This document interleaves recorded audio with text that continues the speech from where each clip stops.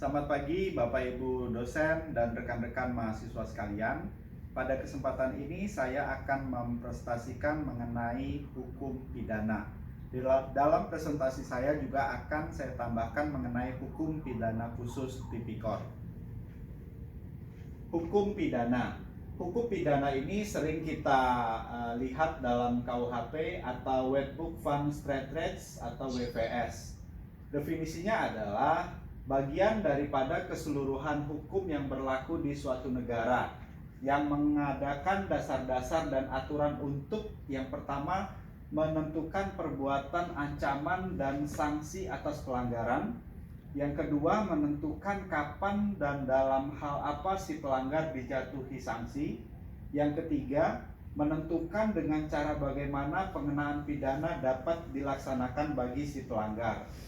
Hukum pidana dibedakan atas berbagai dasar, antara lain yang pertama, hukum pidana dalam keadaan diam. Ini terbagi atas hukum pidana material dan hukum pidana formil. Yang kedua, hukum pidana dalam arti objektif dan subjektif. Next. Hukum pidana objektif atau ius poenale adalah hukum pidana yang dilihat dalam aspek larangan-larangan yang disertai ancaman. Hukum pidana subjektif atau ius poenendi merupakan aspek subjeknya hukum pidana yang merupakan hak atau kewarganegaraan negara. Antara lain, yang pertama, menentukan larangan-larangan dalam upaya mencapai ketertiban umum. Yang kedua, memberikan hukum pidana kepada si pelanggar. Yang ketiga, menjalankan sanksi pidana kepada si pelanggar. Yang ketiga, atas dasar pada siapa berlakunya hukum pidana. Ini dibedakan menjadi dua. Hukum pidana umum berlaku umum kepada seluruh warga.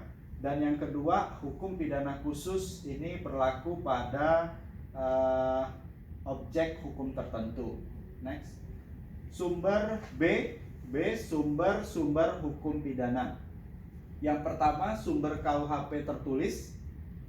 Sumber hukum tertulis ada KUHP, hukum pidana militer, undang-undang pidana di luar KUHP, undang-undang lain di luar hukum pidana namun memuat sanksi pidana.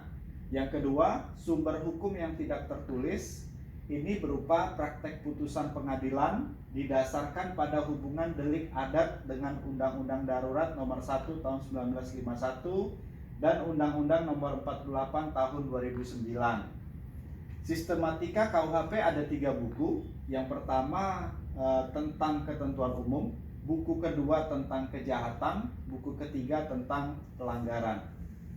C. Asas-asas dalam hukum pidana. Yang pertama, asas legalitas.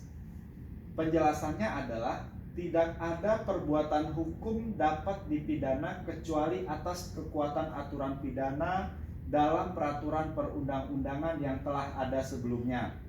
Ini dijelaskan di pasal 1 ayat 1 KUHP. Yang kedua, ajas leg temporis delicti.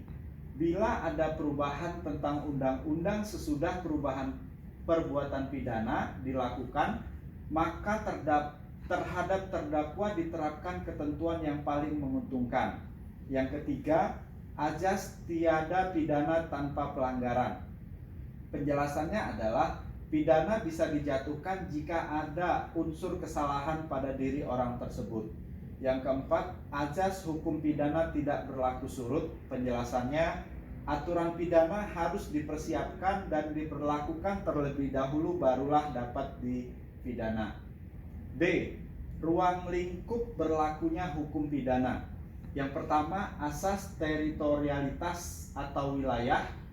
Penjelasannya, hukum pidana berlaku di wilayah Republik Indonesia, siapapun yang melakukan tindak pidana. Kedua, asas personalitas atau nasional aktif.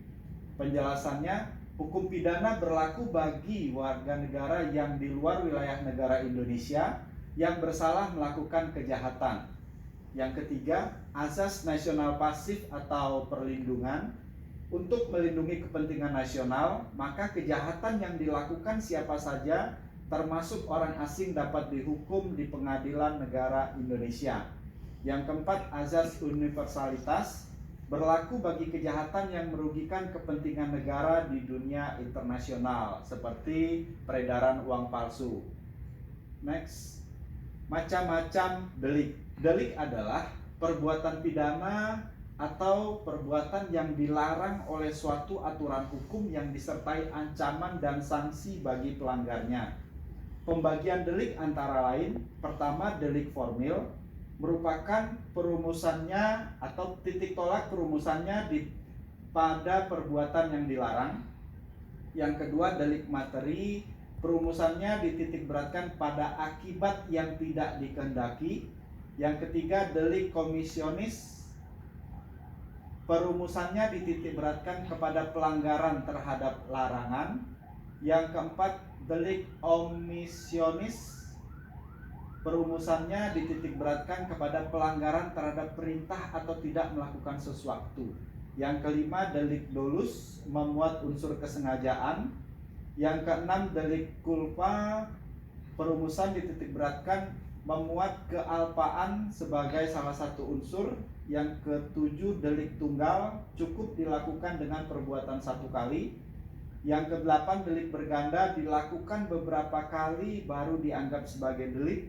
Yang kesembilan, delik aduan, penuntutannya dilakukan apabila ada pengaduan dari pihak yang terkena. Next, jenis-jenis pidana. Menurut KUHP, pidana dibedakan menjadi dua, yaitu pidana pokok dan kedua pidana tambahan. Dalam pidana pokok ada pidana mati, pidana yang ditujukan kepada nyawa atau jiwa seseorang. Yang kedua, B, ada pidana penjara dan kurungan, pidana yang menghilangkan kemerdekaan bergerak. Yang C, pidana denda, adalah pidana dalam bentuk penggantian kerugian. Yang D, pidana tutupan, adalah pidana terhadap penjahat politik. Dalam pidana tambahan terdapat pidana pencabutan hak-hak tertentu, contohnya hak memegang jabatan tertentu, hak menjalankan jabatan TNI, dan hak untuk dipilih dan memilih dalam pemilu.